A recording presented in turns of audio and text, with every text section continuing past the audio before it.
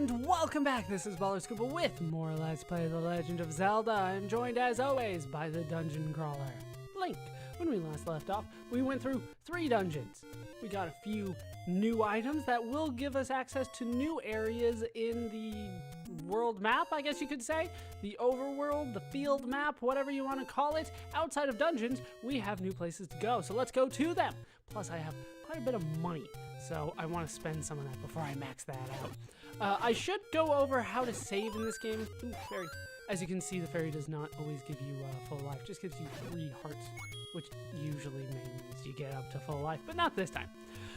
The way to save in this game, I have not gone over that before. That is nice, thank you. The way to save in this game is to die. Once again, one of those small complaints that I have about the game, like, really? You want me to die so that I can save my progress? Seems counterproductive, seems counterintuitive, but that's the way that it worked. Remember that this is very early in the save genre, I guess you could say. The saving was new, so they hadn't worked out all of the things yet, but it does seem a little weird when you're like, I need to save, hold on, kill me. There is another way to save. You can use a second party or a second player's controller, and you can hit, I believe, A and a directional button, and it'll bring that up. But for whatever reason, that's not being very consistent for me, so I'm just going off and dying. And then when you respawn, you've got 3 hearts, which is why I started with 3 hearts this time. Let's head over to the right if you haven't noticed. We're going, really? We're gonna go over to the second shop. Actually, the first shop that I bought anything in, but I believe the second shop that I showed off here. Because there is something there that is actually useful for me now. That was not useful for me before and was actually quite expensive. But I have plenty of money now, and it's burning a hole in my pocket. There is something very wrong in this game when you max out your money and then they still drop money. It just feels so wrong. Either way, this is the shop we're headed for. Now, I already have this. I'm already maxed out here.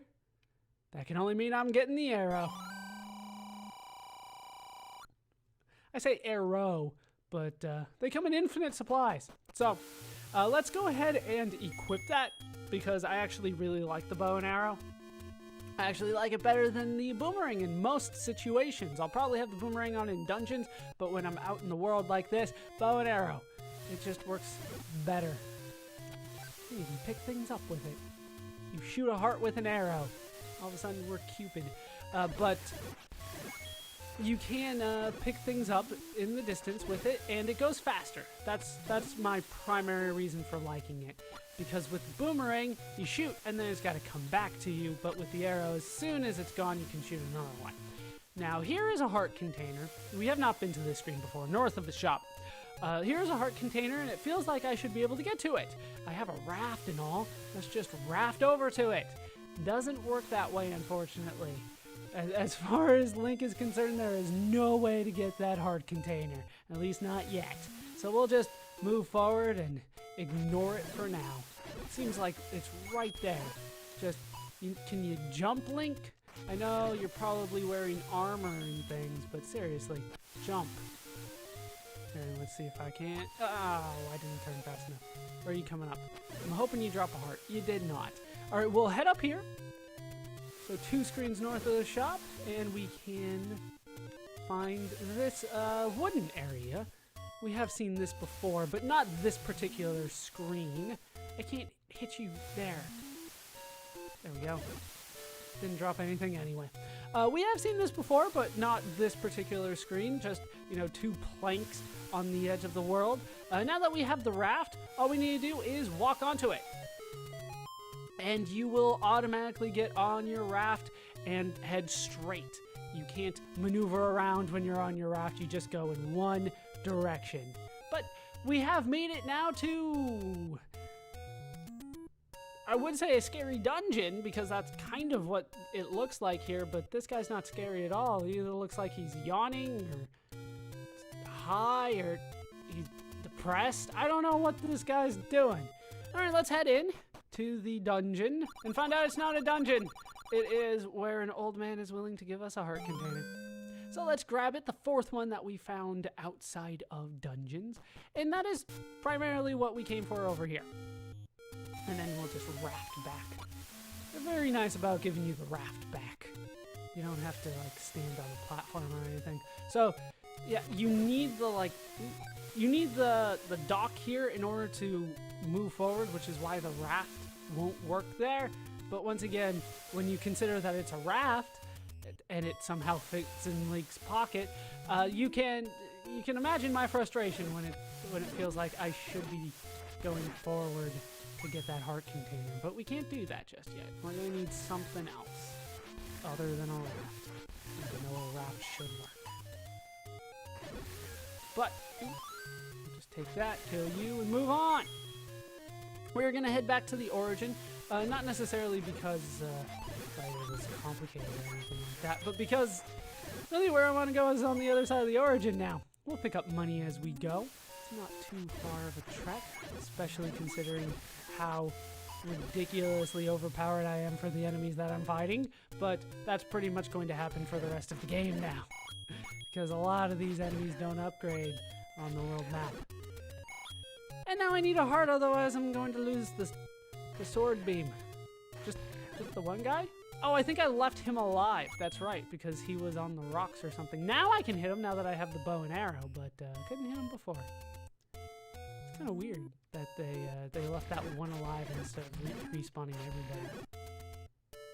Either way, we made it back to the origin. I'm still at full health, but I'd like to be at better full health. We're gonna head over to the left. You can head up if you want, because our next stop is gonna be up after that. After I kill this guy. Damn it, just give me the damn heart.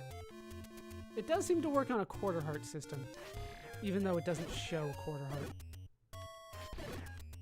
Which is honestly what I was expecting when I got into this, but either way, from this shop, which is the first shop that we saw, head left.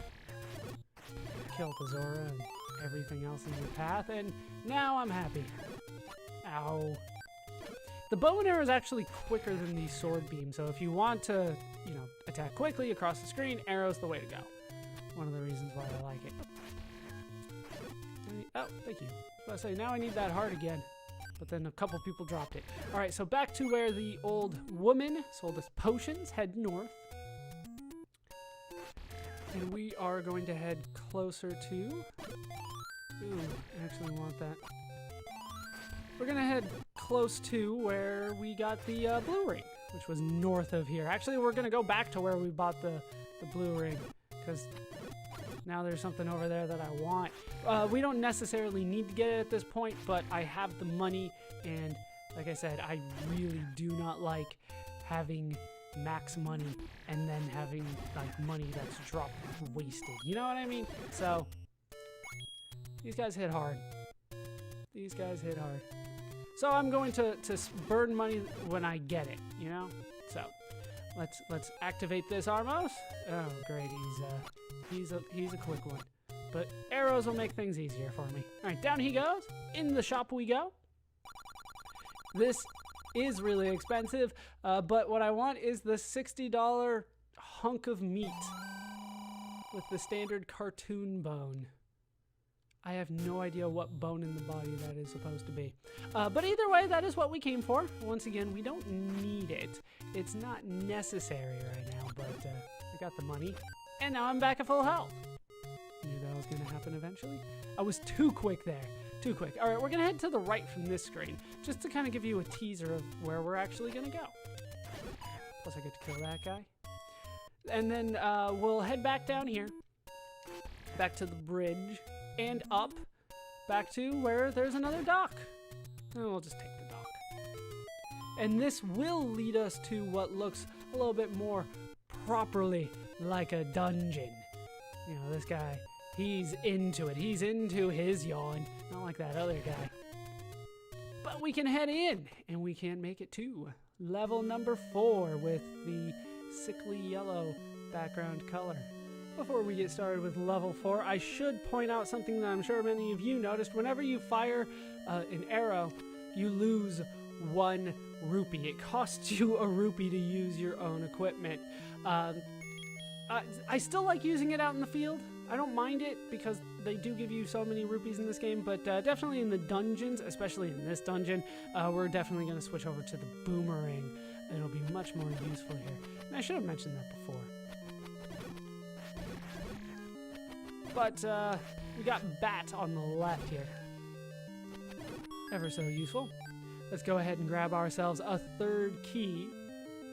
And if you're not careful, you can lose all your money just using the bow and arrow. Here we can find new enemies. I believe these are called Vyres. They spawn bats, red bats. Red bats are a little bit faster than your blue bats, so I wouldn't recommend going for a boomerang on them. Either way, we're going to head through the locked door on the right. Now my strategy...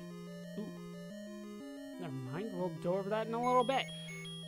Here you're going to want to use the blue candle since the room is dark. You can actually burn those guys, so feel free to do that. Now my strategy for a large room containing a lot of bats, my strategy is to try to aim where the bats are not, and then try to hook around behind them and get a lot of them in the backswing, right? Because if you hit them with the boomerang going out, then they just die and it comes back to you, right?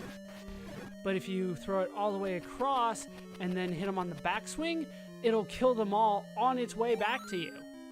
We get the compass out of that. So it does point us where we need to go.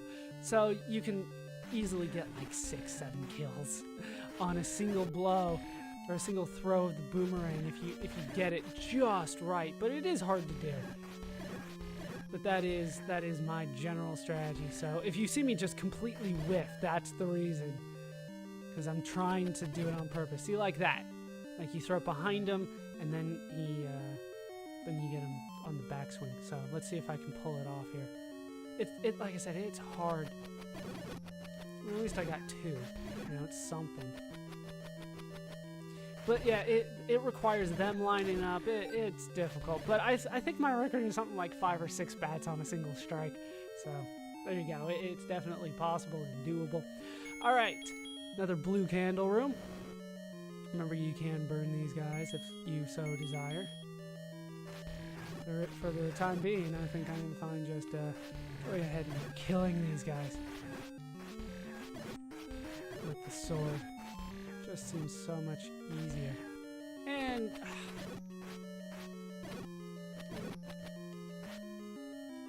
doesn't always work out for the best. And these guys, as you might have noticed, don't drop anything. One of the reasons that I don't like this dungeon. Just one of the reasons. That and the color. Color is not so nice. Alright, here we can find another blue candle room filled with Zols. So we will kill them easily. Hopefully one of them drops a heart. Do pick up a key out of it, though. So there's that. There we go. Almost back up to 100, despite my overuse of arrows.